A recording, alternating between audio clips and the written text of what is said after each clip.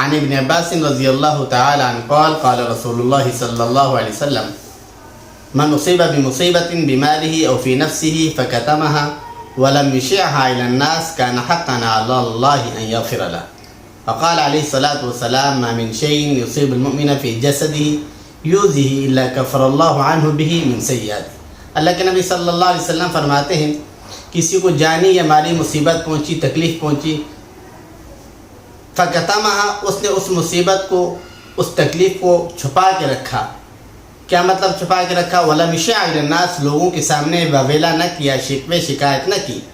كَانَ حَقًّا عَلَى اللَّهِ أَن يَغْفِرَ لَهُ، اللہ تعالیٰ پر حق ہے کہ اس کی مغفرت فرمائیں. جانی یا مالی مصیبت پہنچی، جانی تکلیف پہنچی مطلب بیماری ہو گئی یا کسی کا انتقال ہو گیا، یا مالی پہنچی کوئی ڈکیتی وغیرہ ہو گئی، کوئی ایسا حادثہ ہو گیا جس میں مالی نقصان ہوا.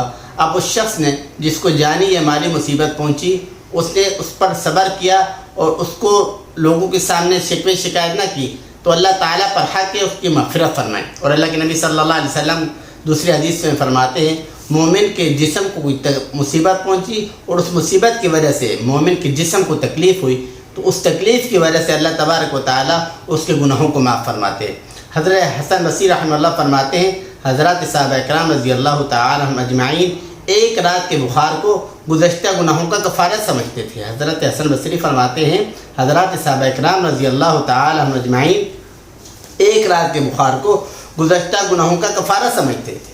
اللہ کے نبی صلی اللہ علیہ وسلم ایک حدیث میں فرماتے ہیں جب اللہ تبارک و تعالیٰ کسی مسلمان کے لیے کسی مرتبے کا، کسی مقام کا، کسی عہدے کا فیصلہ کرتے ہیں کہ اس بندے کو یہ مقام ملنا چاہیے، یہ عہدہ ملنا چاہیے، لیکن وہ بندہ اپنے عمل کی وجہ سے وہ مقام نہیں حاصل کر سکتا، وہ عہدہ نہیں حاصل کر سکتا، تو اللہ تبارک و تعالیٰ اس بندے پر کوئی مصیبت ڈال دیتے ہیں، تکلیف ڈال دیتے ہیں جس پر بندہ صبر کرتا ہے. اس صبر کی وجہ سے اللہ تبارک و تعالیٰ اس بندے کو وہ مقام، وہ عہدہ، وہ مرتبہ عطا فرما دیتے ہیں جس کا بندہ اپنے عمل کی وجہ سے حقدار نہیں بن سکتا.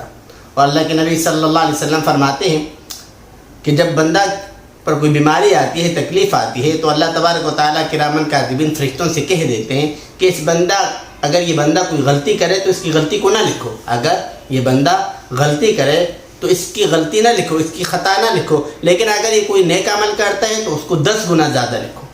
اللہ کے نبی صلی اللہ علیہ وسلم ایک مجلس میں تشریف فرماتے، صحابہ اکرام رضی اللہ تعالی عنہم اجمعین بھی تشریف فرماتے. اللہ کے نبی صلی اللہ علیہ وسلم نے اپنے سر مبارک آسمان کی طرف اٹھایا اور ہنسے، مسکرائے. اللہ کے نبی صلی اللہ علیہ وسلم نے سر مبارک آسمانوں کی طرف اٹھایا اور ہنسے مسکرائے. حضرات صحابہ اکرام رضی اللہ تعالی عنہ اجمعین نے اللہ کے نبی صلی اللہ علیہ وسلم سے پوچھا، ریافت کہ اللہ کے یا رسول اللہ صلی اللہ علیہ وسلم آپ نے آسمانوں کی طرف سر اٹھائے اور ہنسے، اس کی وجہ؟ تو اللہ کے نبی صلی اللہ علیہ وسلم فرماتے ہیں میں 2 فرشتوں کو دیکھ رہا ہوں جو بندے کو اس جگہ پر، ایک بندے کو اس جگہ پر تلاش کر رہے تھے جہاں وہ بندہ اللہ کی عبادت کرتا تھا، جہاں بندہ اللہ کی عبادت کرتا تھا. فرشتے اس کو وہاں ڈھونڈ رہے تھے لیکن وہ نہ ملا.